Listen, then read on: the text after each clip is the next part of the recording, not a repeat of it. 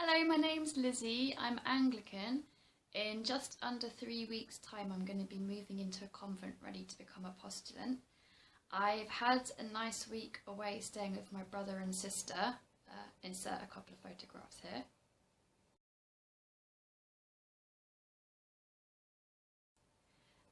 And now that I'm back at my flat, it's my final few days of sorting through everything, ready for all my furniture to go in a few days' time.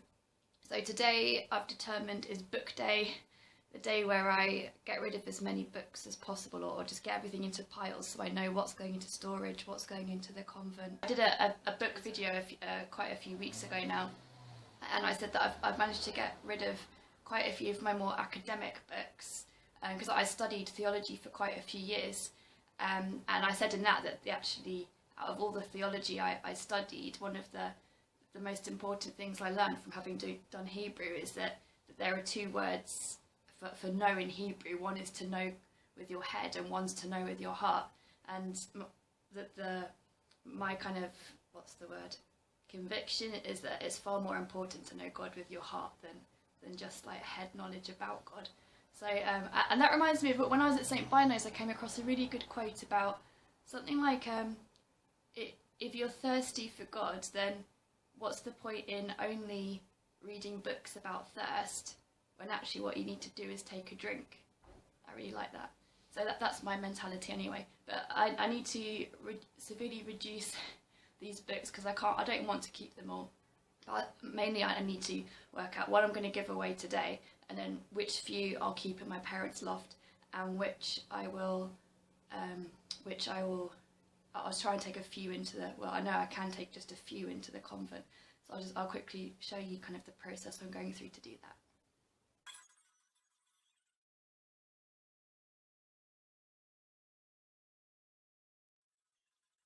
Hey, do you want to see some Hebrew before I pack this away? This is you might find this interesting if you read Arabic. It goes right to left like some other languages do, and this is what Christians would call the Old Testament or the Jewish Bible. And this is what did I find? Yeah, the 23rd Psalm. The Lord is my shepherd; I shall not want. So this that's actually the letters of Yehovah or Yahweh, but you would say Adonai. Adonai roi lo echsar binot desher yarbitseni ame menot. I'm forgetting. I haven't looked at Hebrew in about 15 years. Yenahaleni, nafshi, yoshevev, etc., etc. But this is what Hebrew looks like. It's nice, isn't it? I've done it. I've got everything into piles at least. This is how everything is looking at the moment. So here we've got my non-theology section. These are just a few things to go to Oxfam. And I really don't know, this is like my master's dissertation, but I don't know, I never ever look at it, and I don't even quite see like why I'd want to put it in the loft, so I might just end up getting rid of it, to be honest. I'm sure I've got an electronic version. These 1, 2, 3, 4, 5, 6, 7 piles are going to go to the more evangelical Christian bookshop. Quite a lot of these books are more kind of specifically Anglican, but I've made some phone calls like to the diocese and to the Christian bookshop next to the cathedral, but we can't think of a kind of an immediate place that I could take the more Anglican books.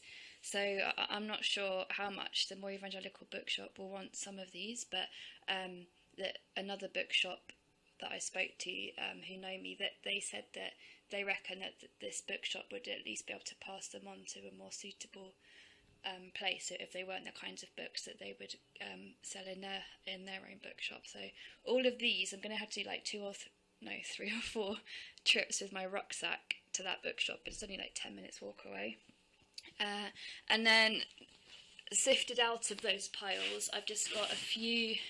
These are my more like very specifically Catholic books that I just knew that the more evangelical bookshop just wouldn't want, like on the Angelus and like praying before the Blessed Sacrament and things. So these, I'm gonna. It's closed today, but I'm gonna phone the Roman Catholic bookshop and just see if they've got any ideas of where to put where to give those to, who to give those to.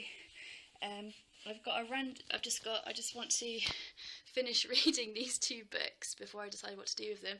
And I've been reading about poverty, chastity and obedience for years. So I can't remember reading this one though, so I might just reread that over the next couple of weeks. But I probably won't take that into the convent because I think they're drowning in books on poverty, chastity and obedience, and chances are they've got this one as already, because I know they've got I know a lot of the communities kind of are friends with each other. I know that they're friends with Community of the Resurrection, so I'm sure they've probably already got that book.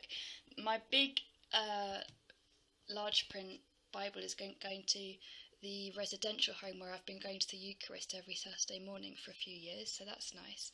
And then I just put by these 3 books because I just thought these would be really good ones for the guest house or the guest rooms at the convent that I go to once a month. So I've just kept those aside to take with me to give as a present to that convent, that community, when I go there in a fortnight's time. Right at the top, these are the few books that I intend to put in my parents' loft. Quite a few of these. When I was living as an alongside her, I tried to make a note. I kind of went around the library and tried to see what books they had that I already had. So quite a few of these piles are just ones that I know are already at the convent. So there's absolutely no point in me taking them. So a lot of kind of sainty type ones, or all these kind of classics, Teresa of Avila and Francis de Sales. Jesus Man of Prayer is a really good book, and some more like Joyce Huggett type books. Kenneth Leach, great fan of his. Pier Giorgio Frassati, who I've raved about in previous videos. Jim Wallace, I really like. Yeah, these are all the kinds of things, Cloud of Unknown, that you'd find in a convent. And Richard Foster, I know they've got a few Richard Foster books there already. Then towards the bottom I've got a bit of an Anglo-Catholic charismatic section going on, like John Gunston. And I've got quite a few of these leaflets, like on prayer, and quite a lot of them are Sisters of the Love of God press, so I'm pretty sure that the convent will have a lot of these kinds of things already.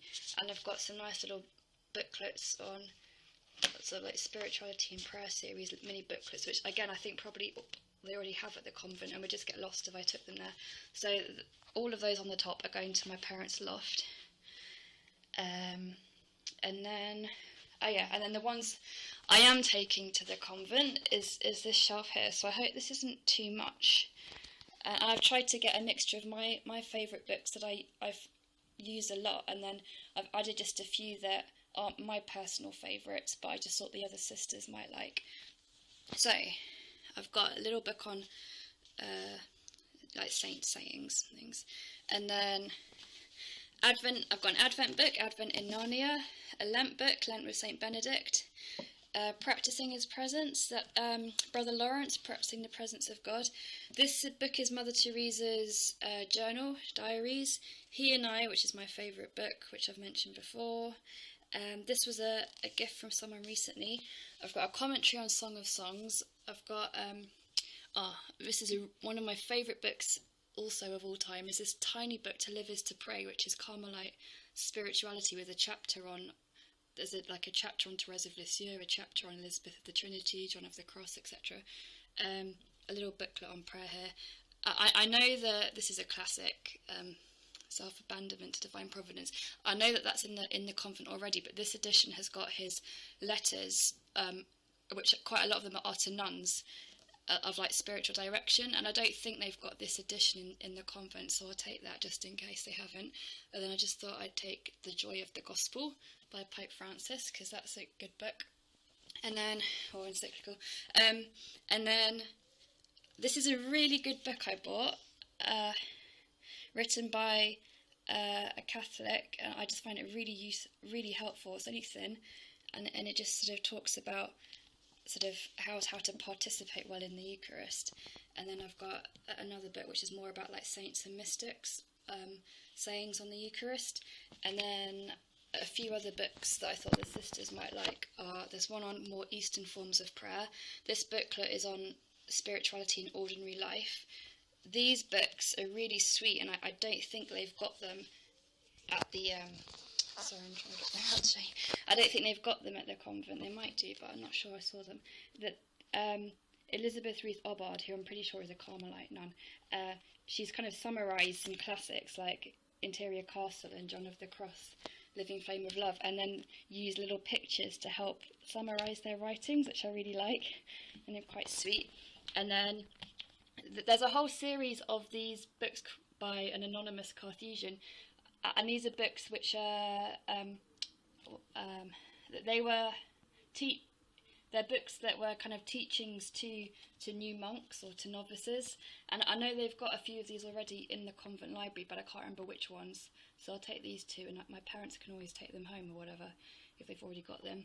Evelyn Underhill Anthology I thought they'd like, and 77 Habits of Highly Ineffective Christians is, I think he was a Baptist minister. It's a really clever book. He's basically written a book on how to be a rubbish Christian, but in doing that it's kind of both humorous and really profound at the same time, so that's just quite a fun but deep read. And then Purpose Driven Life is quite a classic. I don't agree with all the theology in it, but it's still quite helpful just for reminding us what Christianity is all about.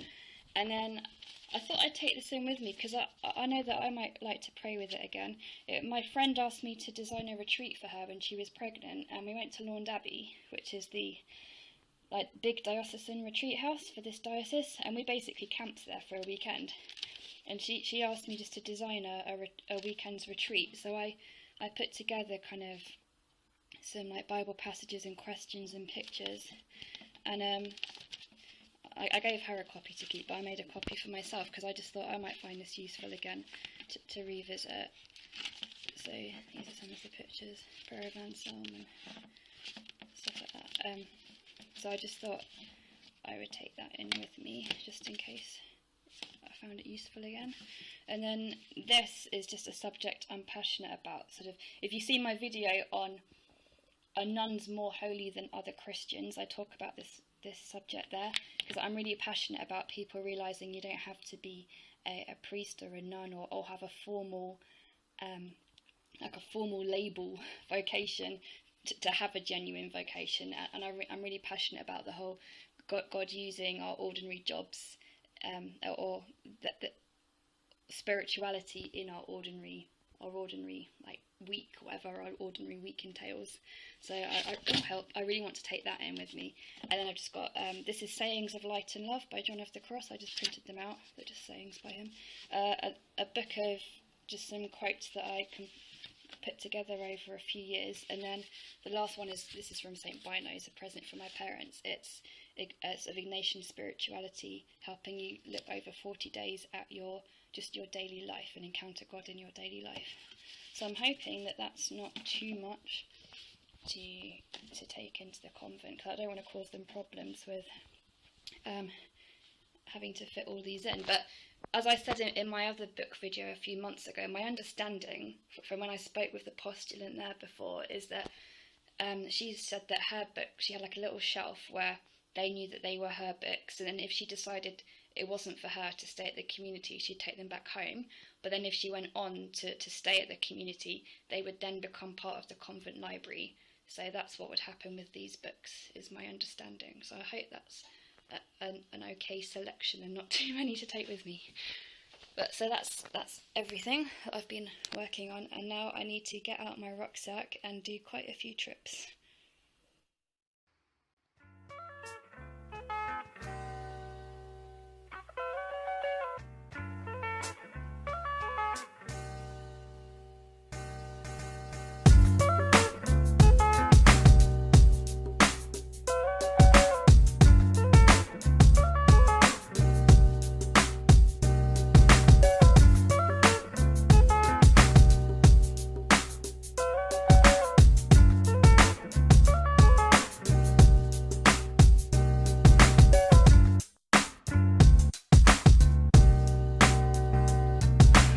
Cutting through the market to the cathedral lunchtime Eucharist. I just checked with this bookshop that I've just taken my first rucksack worth of books with, two even. And I just checked I wasn't going to cause them too many problems by giving them so many Anglican books, but they said that any books they don't sell here, they send overseas with book aid, so it wouldn't be a problem.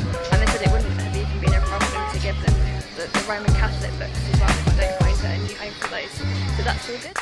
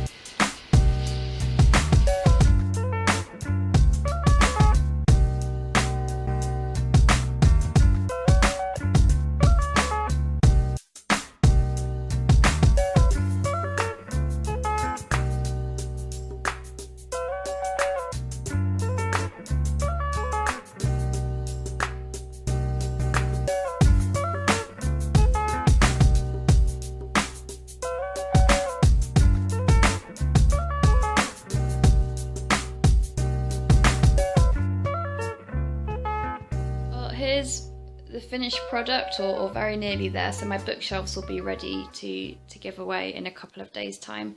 And I thought I would just end this video with a quote that I heard in a sermon the other day, and I think it's from St. Gregory. I can't remember which St. Gregory, but he said that God's not an object to be understood, but a mystery to be loved.